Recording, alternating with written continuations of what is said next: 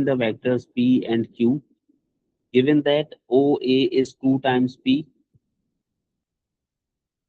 mark and label the point A on the diagram. Given that OB is P minus 2Q. चलिए, calculation से मैं करवा चुका आपको, अब मैं डायरेक्ट करा रहा हूँ।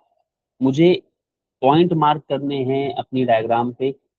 O से A जाने के लिए 2 टाइम्स P ट्रेवल करना है मुझे। P कितना है मुझे नजर आ रहा है। मैं O से एक दफा P और फिर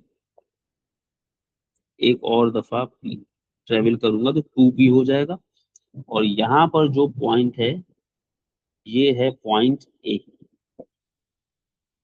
ड्रॉ करने में आपको मुश्किल हो अगर, तो आप इसको कैलकुलेट भी कर सकते हैं। O से B जाने के लिए मुझे एक दफा P और 2 दफा Q, लेकिन 2 दफा Q ऑपोजिट डायरेक्शन में।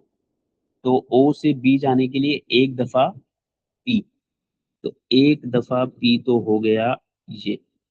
उसके बाद मुझे 2 दफा Q ट्रेवल करना है बट ऑपोजिट डायरेक्शन में। 2 दफा Q का मतलब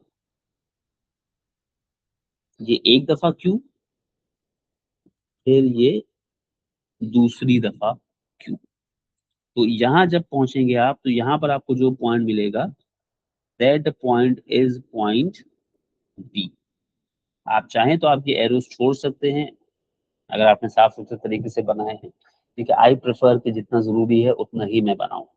ठीक है, याद रखिए इस तरह के सवालों में कैलकुलेशन से बेहतर ये होता है कि जो वेक्टर्स आपको दिए हैं उन्हीं वेक्टर्स को एक्सटेंड करके आप अपने पॉइंट्स पर पहुंच जाएं।